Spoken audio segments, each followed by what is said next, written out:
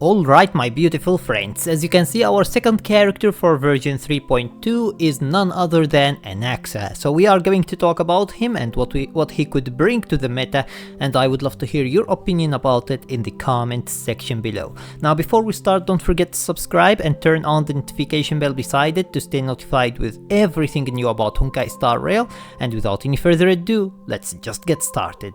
So as you can see, Anaxa is going to be basically a wind erudition character, which is pretty interesting because if I am not mistaken, this is the very first wind erudition character we get, which is wild to say due to the fact that we are nearly, actually by the time we get him, we are going to be 2 years into the game, and this is the first wind erudition character we get. As far as I remember, I think he is actually. If I am mistaken, please let me know who is the other character that we have in the comments section below. But if I am not mistaken, he is actually the only wind erudition character that we have. Either way, he looks actually pretty cool. The thing that I like about him is basically his reflection on the wall here. You can see that he looks like a demon here. This doesn't look like a reflection of him, but instead a reflection of his inner self. It's just ridiculous. And you can see also the sun here around him, which pretty much basically screams knowledge. So he seems like he is going to be, look at all of these books, oh my god, this dude is going to be the best friend for Ratio.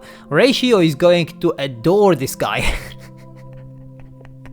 My god, look at these books, oh my goodness, this is ridiculous.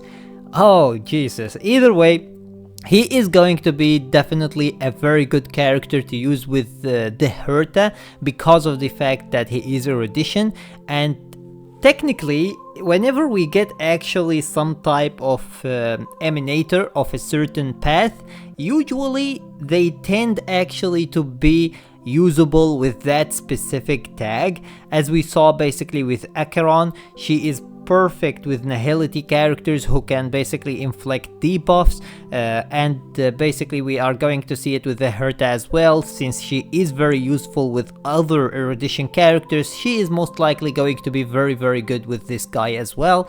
It's going to be pretty interesting to see how he is going to function alone though, without the Herta.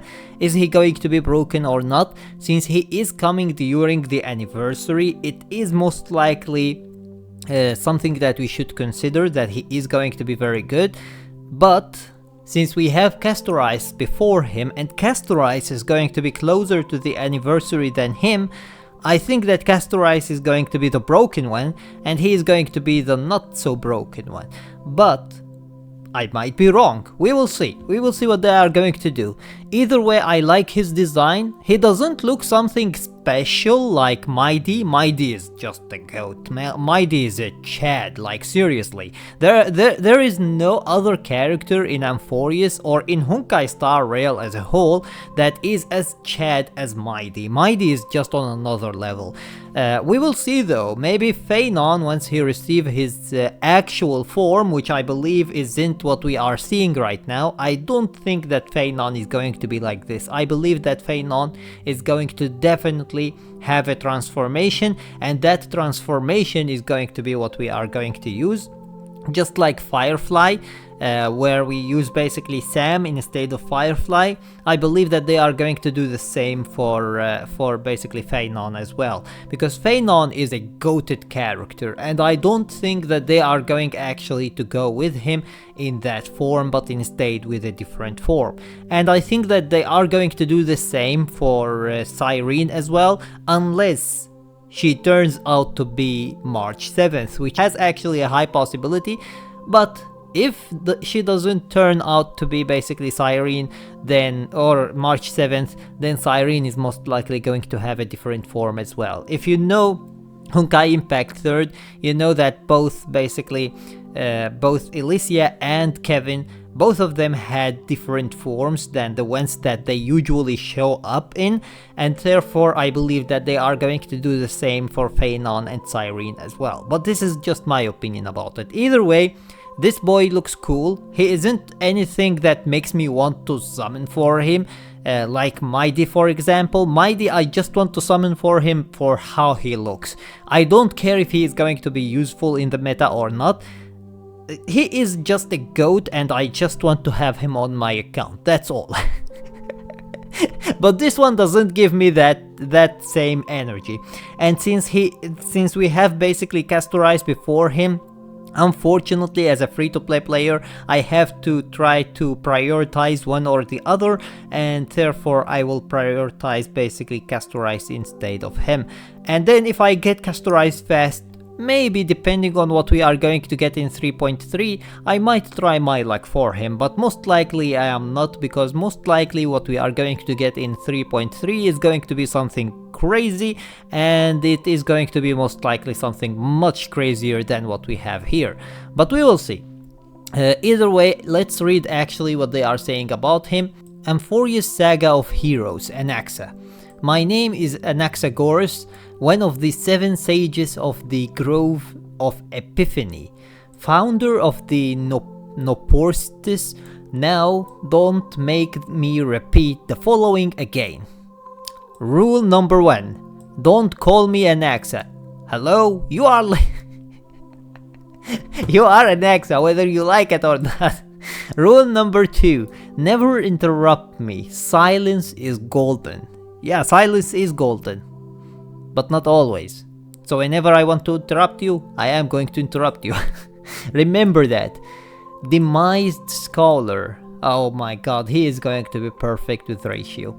Anaxagoras, the Grove of Epiphany, where knowledge flourishes and philosophers are born. Oh my god. Yet here stands Anaxagoras, the blasphemer, the Chrysos Heir who challenges the Coreflame of Reason.